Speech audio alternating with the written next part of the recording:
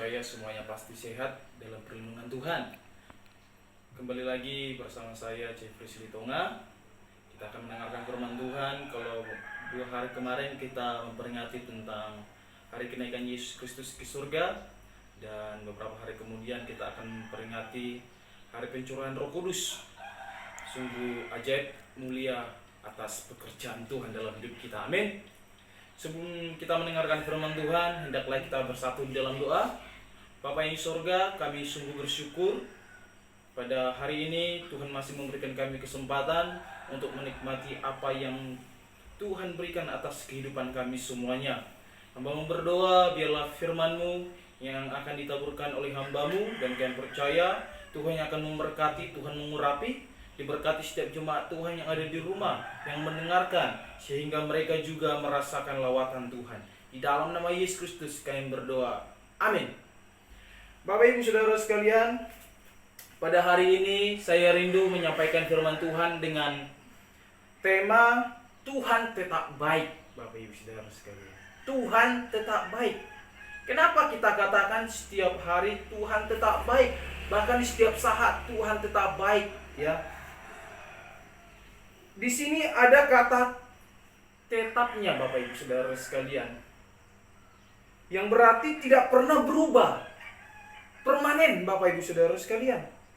Apapun keadaan kita sehari-hari, Dia Tuhan yang tidak pernah berubah, tetap baik dulu, sekarang, dan sampai selama-lamanya. Apa saja yang membuat Tuhan tetap baik? Yang pertama, Bapak Ibu Saudara sekalian, dalam proses sekalipun Tuhan tetap baik. Amin. Dalam proses sekalipun Tuhan itu tetap baik.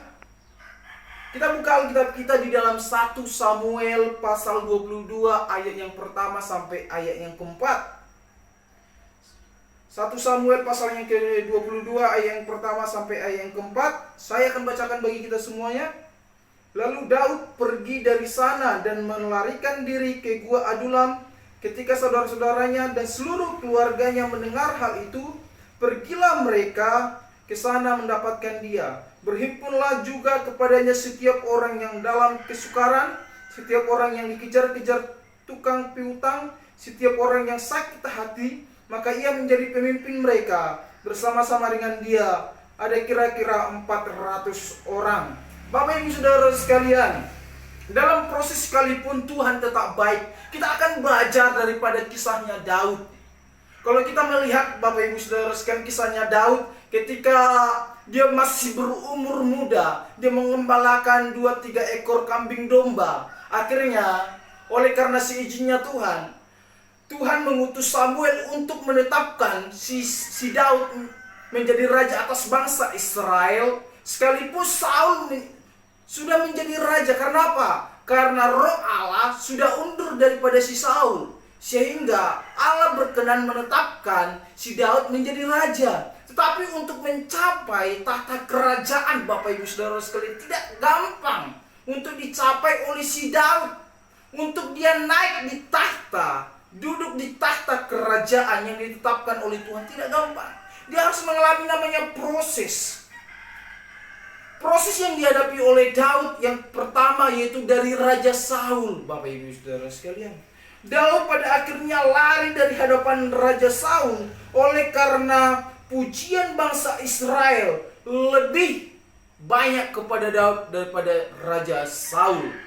Pada waktu mereka berperang, mereka pulang, dikatakan bangsa Israel, hidup Daud, hidup Daud. Daud pergi berperang dengan melenyapkan berlaksa-laksa, sementara si Saul hanya beribu-ribu. Di situ timbul kecemburuan daripada si Saul kepada si Daud, sehingga Bapak Ibu Saudara sekalian,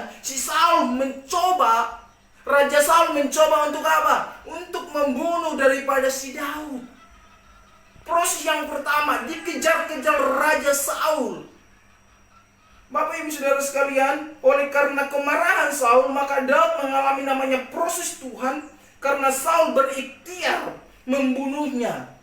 Dalam proses Tuhan, Daud tidak membalas kejahatan Saul, dan bahkan Daud menjadi berkat bagi yang bermasalah. Daud tidak pernah membalasnya. Daud tidak pernah berpikir untuk membalas ketika si Saul ingin membunuhnya, terus si Daud ingin membunuh Saul. Tidak, Bapak Ibu Saudara sekalian. Bahkan beberapa kali si Daud memiliki kesempatan untuk membunuh Saul, tetapi dia tidak mau. Karena apa? Kejahatan tidak bisa dibalas dengan kejahatan. Ketika si Daud, Bapak Ibu Saudara sekalian, lari daripada si Raja Saul,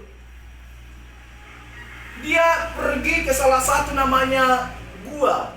Kalau kita baca tadi namanya gua Adulam, Bapak Ibu Saudara sekalian ya.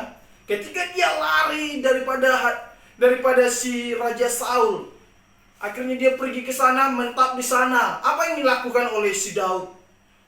Dia yang bermasalah. Ada banyak orang datang kepadanya yang bermasalah. Dikatakan firman Tuhan tadi bahwa setiap orang yang dalam kesukaran, setiap orang yang dikejar-kejar tukang piutang, setiap orang yang sakit hati datang kepada si Daud.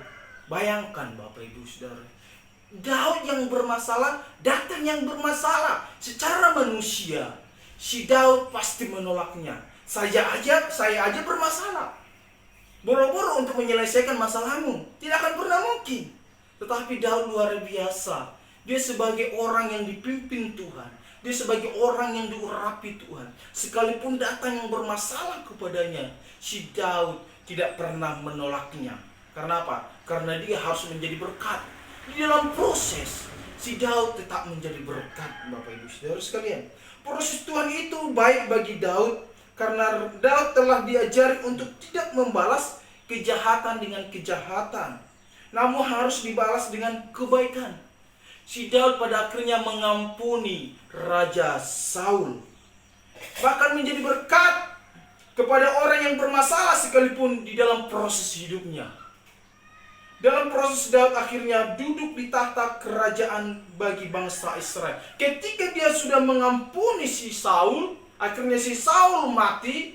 Ketika dia menjadi pemimpin bagi orang-orang yang dalam bermasalah, dia akan menjadi pemimpin bagi mereka. Di dalam proses yang seperti itu, Bapak Ibu Saudara sekalian, Daud akhirnya atas izinnya Tuhan, dia duduk di tahta kerajaan untuk memimpin bangsa Israel. Proses hidup, Bapak Ibu Saudara sekalian, ketika kita sebagai orang-orang yang percaya, kita katakan saya sudah ditetapkan menjadi anak Tuhan, otomatis saya ini harus lepas daripada permasalahan, pergumulan, masalah hidup, tantangan hidup. Bapak Ibu Saudara sekalian, tidak. Ketika kita menjadi anak Tuhan, dikatakan firman Tuhan, kita masih bayi rohani. Kita perlu dipimpin, kita perlu diajari, kita perlu Bapak Ibu Saudara sekali-sekali diproses Tuhan. Supaya apa? Supaya proses itu membuat kita semakin dewasa, semakin mengerti firman Tuhan, semakin memahami firman Tuhan, sehingga atas izinnya Roh Kudus kita dapat melakukan firman Tuhan. Bapak Ibu Saudara sekalian, mungkin proses kita ketika kita percaya sama Tuhan Yesus, ya, ketika kita percaya sama Tuhan Yesus, ada orang banyak menolak kita, ada banyak orang membenci kita, banyak orang yang tidak suka sama kita, banyak orang mengolok-olok kita. Kita belajar daripada Raja Daud. Ketika dia mengalami yang seperti itu, dalam proses yang seperti itu, Daud tetap mengampuni. Amin. Daud tetap mengampuni. Kita juga harus tetap mengampuni bagi orang-orang yang mungkin dapat bermasalah dengan kita. Mereka mencoba melakukan sesuatu hal yang buruk bagi kita, tetap mengampuni. Sama seperti Raja Daud, Bapak Ibu Saudara sekalian. Yang kedua, di dalam proses kita, seringkali kita berkata, saya aja diproses, kenapa kamu datang samaku? Bapak Ibu Saudara sekalian, kita diajari juga daripada Raja Daud. Sekalipun kita diproses sama Tuhan, ketika ada orang datang sama kita, tetaplah kita menolong mereka. Mungkin melalui kehidupan mereka, kita belajar bahwa orang yang kena hutang piutang seperti Raja Daud, kita belajar akan hal itu. Orang banyak dikejar-kejar, kita berkat bagi dia. Karena apa? Di dalam proses Tuhan, kita harus bertumbuh dewasa. Kita harus tidak selamanya kita menjadi bayi-bayi rohani. Ada saatnya kita, Bapak Ibu Saudara sekalian. Bayi rohani, remaja, dewasa, sampai kita mengalami namanya apa Bapak Ibu Saudara sekalian? Kedewasaan rohani. Amin. Yang kedua, Tuhan tetap baik. Tuhan tetap baik. Oleh karena apa? Sekalipun Allah menegur, Tuhan tetap baik. Amin. Tadi di dalam proses, sebenarnya banyak orang berkata di dalam proses banyak orang menyalahkan Tuhan. Banyak orang mengalami sakit hati, bahkan tidak sedikit meninggalkan Tuhan. Karena apa? Karena banyak orang percaya tidak tahan namanya proses. Yang kedua, kita akan belajar dari Raja Daud. Sekalipun Allah menegur, Tuhan tetap baik. Kita buka Alkitab kita di dalam 2 Samuel. 2 Samuel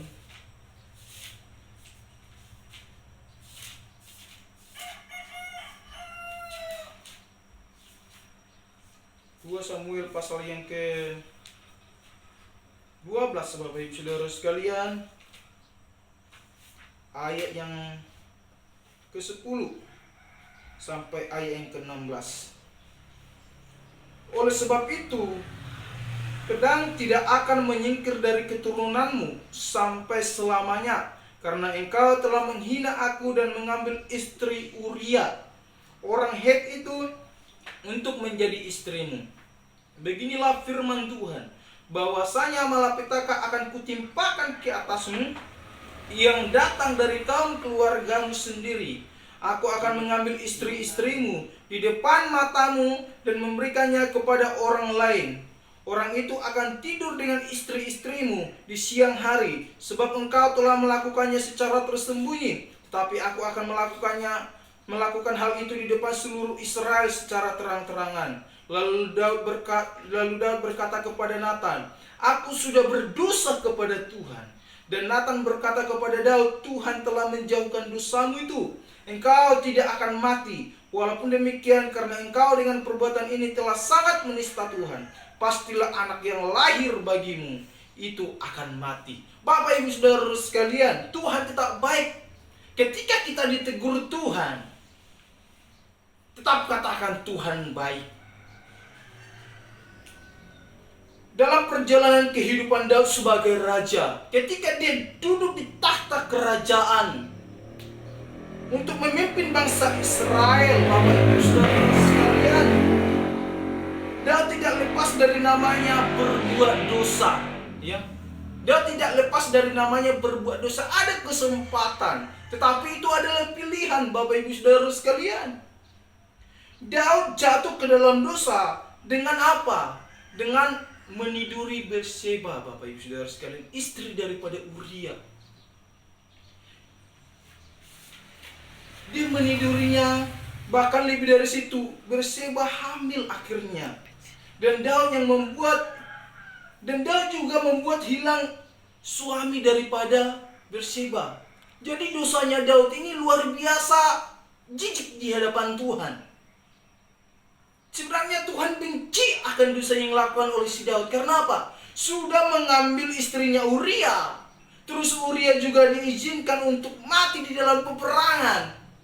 Secara hukum Taurat, Bapak Ibu Saudara sekalian, seharusnya si Daud ini harus dihukum mati, Bapak Ibu Saudara sekalian. Harus dirajam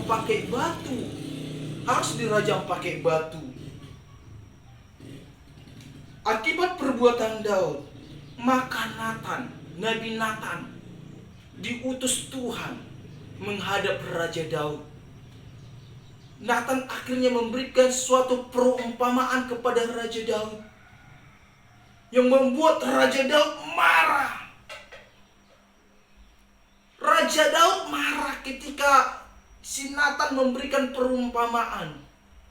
Kenapa dia harus dihukum mati? Dia harus seperti ini dan seperti ini. Bapak Ibu Saudara sekalian, dia tidak menyadari bahwa perumpamaan itu kembali kepada dirinya. Ketika Nabi Nathan akhirnya mengungkapkan siapa sesungguhnya orangnya, dan Nabi Nathan berkata kepada Daud, kaulah yang sesungguhnya orangnya. Bapak Ibu Saudara sekalian, ketika Allah mengutus Nathan Nabi Nathan untuk menegur Daud. Apa yang dilakukan oleh Raja Daud? Seharusnya sebagai raja dia melakukan pembelaan. Sebagai raja seharusnya dia melakukan pembenaran, Bapak Ibu Saudara sekalian. Karena apa? Dia yang berkuasa. Sebagai raja bisa saja Raja Daud mengatakan kepada prajuritnya, penggal kepalanya Nabi Nathan ini. Tetapi Raja Daud tidak mengambil namanya pembelaan diri, pembenaran diri, tidak, Bapak Ibu Saudara sekalian. Ketika Nabi Nathan menegurnya, apa yang dilakukan oleh Raja Daud? Dia berkata, aku sudah berdosa di hadapan Tuhan. Di sini Bapak Ibu Saudara sekalian, ketika Allah menegur, Raja Daud mengalami namanya apa? Merendahkan diri di hadapan Tuhan. Merendahkan diri karena Raja Daud tahu bahwa Allah dapat menyelidiki segala sesuatu yang ada di dalam diri manusia, sekalipun itu adalah berbicara hati manusia, Bapak Ibu Saudara sekalian. Ketika Raja Daud ditegur, Bapak Ibu Saudara, dia merendahkan diri, akhirnya dia berpuasa, dia berkabung, Bapak Ibu Saudara sekalian. Dia benar-benar merendahkan diri. Ketika dia ditegur oleh Nabi Nathan, akhirnya apa yang terjadi? Ketika Daud melakukan dosa yang seperti itu, Nabi Nathan oleh si izinnya Tuhan berkata, dari keturunanmu akan terus berperang. Anak yang kamu dilahirkan oleh Berseba akan mati. Bahkan anakmu sendiri Absalom, Bapak Ibu Saudara sekalian, meniduri istri-istrinya daripada Raja Daud, Bapak Ibu Saudara sekalian. Bahkan Daud harus lari dari Yerusalem. Karena apa? Karena anaknya Absalom memberontak terhadap dirinya. Bahkan Bapak Ibu Saudara sekalian, di dalam firman Tuhan berkata, ada salah satu keturunan daripada Raja Saul mengutuki si Daud. Jadi proses yang seperti ini, proses dalam ketika Allah menegur daripada Raja Daud, dia harus menerima namanya konsekuensi. Dia harus menerima akibat daripada perbuatannya, Bapak Ibu Saudara sekalian. Kenapa? Karena akan ada namanya hukum tabur tuai. Firman Tuhan seperti itu berkata, ketika Daud ditegur Tuhan, dia mendapatkan konsekuensinya, Bapak Ibu Saudara sekalian. Dia menerimanya dengan baik. Dia menerimanya dengan baik, sekalipun dia dikejar-kejar sama, walaupun anaknya memberontak, dia tidak melawan. Sekalipun orang mengutuki dia, dia tidak membalasnya. Karena apa? Karena dia tahu itu adalah teguran Tuhan. Teguran Tuhan baik bagi diri Daud, Bapak Ibu Saudara sekalian. Bapak Ibu Saudara sekalian, ketika kita ditegur sama Tuhan, ketika kita melakukan dosa apapun, Bapak Ibu Saudara sekalian, manusia tidak ada yang sempurna. Kita melakukan dosa, jatuh sebagai anak Tuhan, jatuh ke dalam dosa. Ketika kita ditegur sama Tuhan, apa yang kita lakukan? Seringkali manusia, Bapak Ibu Saudara sekalian, seringkali manusia melakukan pembenaran diri, pembelaan diri, dan berkata, saya tidak melakukannya, saya tidak berbuat seperti itu. Padahal dia tidak tahu bahwa Allah mengutus seseorang untuk menegurnya. Tetapi tidak tahu, tidak mau merendahkan hatinya di hadapan Tuhan. Kita belajar pada pagi hari ini daripada Raja Daud. Hendaklah ketika kita ditegur sama Tuhan, katakan, engkau tetap baik Tuhan. Di dalam teguranmu ini, hati saya semakin diperbaharui. Saya dibawa dari gelap menuju terang kembali. Saya dibawa kepada hal yang tidak baik menjadi baik. Saya dibawa kepada hal yang tidak benar menjadi benar. Karena apa? Ketika Allah menegur kita, Allah sebenarnya masih sayang sama kita, membawa kita kembali ke hadapannya, membuat kita kembali kepada setiap jalur yang Tuhan kehendaki seturut dengan firman Tuhan. Apapun dosa yang kita lakukan, apakah itu seperti Raja Daud yang berzinakah, yang membunuhkah, yang merampokkah, yang berbohongkah, Yang apapun Bapak Ibu Saudara sekalian, jangan lakukan sekali-sekali pembenaran diri di hadapan Tuhan. Jangan lakukan sekali-sekali pembelaan diri di hadapan Tuhan. Kalau kita melakukan itu Bapak Ibu Saudara sekalian, yakin dan percayalah, proses Tuhan tidak akan pernah berlalu daripada kehidupan kita. Amin. Tetapi tetaplah kita merendahkan diri dan katakan, Tuhan, Engkau tetap baik, sekalipun Engkau menegur aku secara pribadi. Amin. Yang berikutnya Bapak Ibu Saudara sekalian, ketika Daud Bapak diproses Tuhan, dia ditegur Tuhan, dia juga mengalami namanya berkat Tuhan.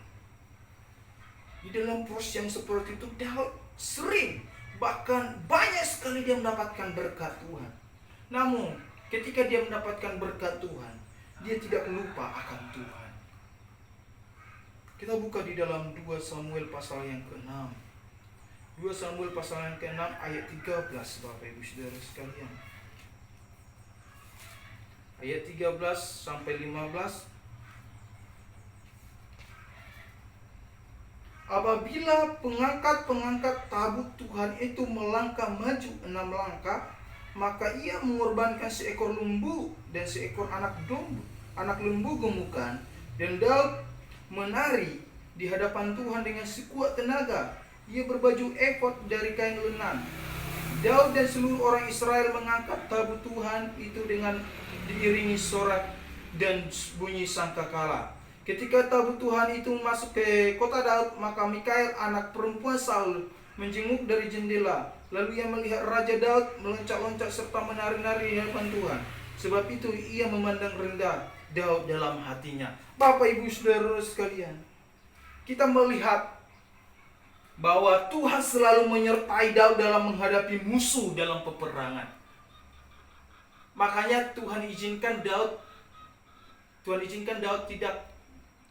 tidak mengizinkan Daud untuk mendirikan namanya, Bapak Ibu Saudara sekalian, tabernakel ya.